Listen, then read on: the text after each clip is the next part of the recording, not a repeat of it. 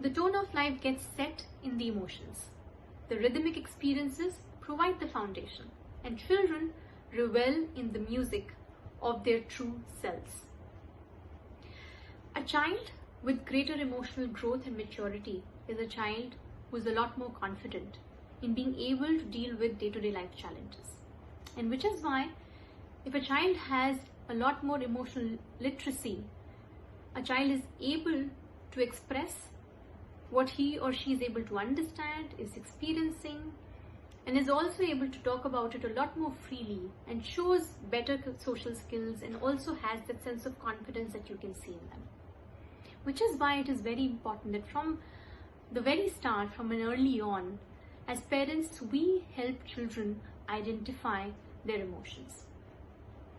When children stumble and struggle to find the right words to express themselves, they feel irritable, they feel frustrated, they feel trapped. And as parents, we need to provide them that language to express themselves. Sometimes we believe that expressing ourselves is something, and especially expressing our emotions, is something which is inbuilt. All of us know how to do it. But if you actually ask yourselves, even as adults, do you really know what is it that you're feeling? Are you able to really express that in your words?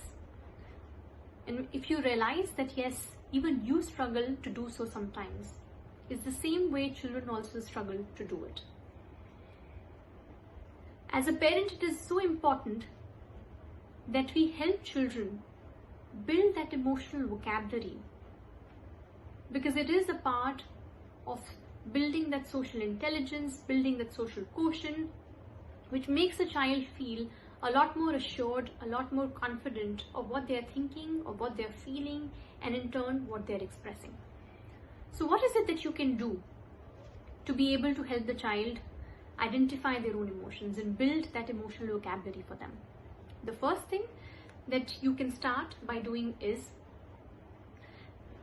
understand the child mirrors the emotions that you also show them, which means that when you are expressing that emotion, you also get down to their level, they watch your expressions, they observe you, and it also gets reinforced by various stimulus that are available in a child's environment, which means the child also learns a lot of these emotional expressions through what they see around them in the form of cartoons, in games, in televisions.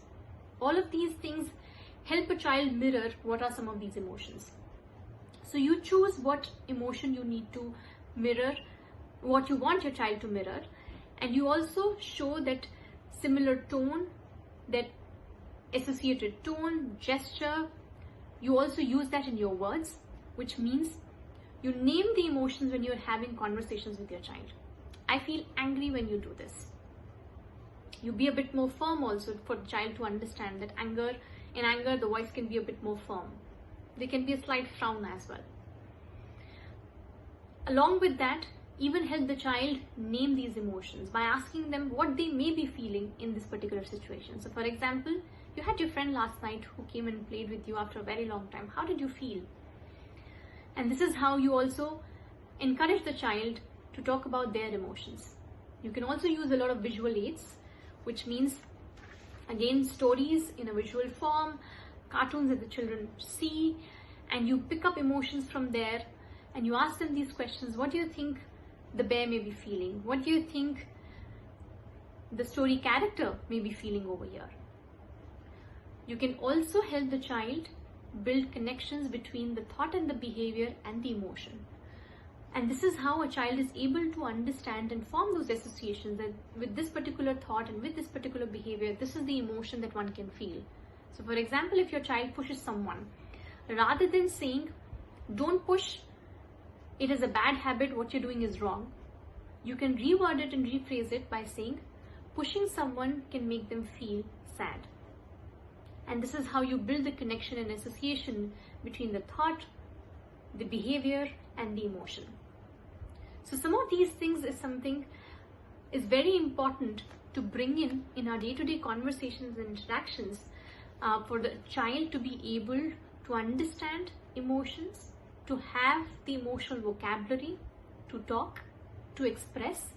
Because when children are able to find the right language, the right word, to freely express themselves, their feelings, they feel a lot more confident in their own selves.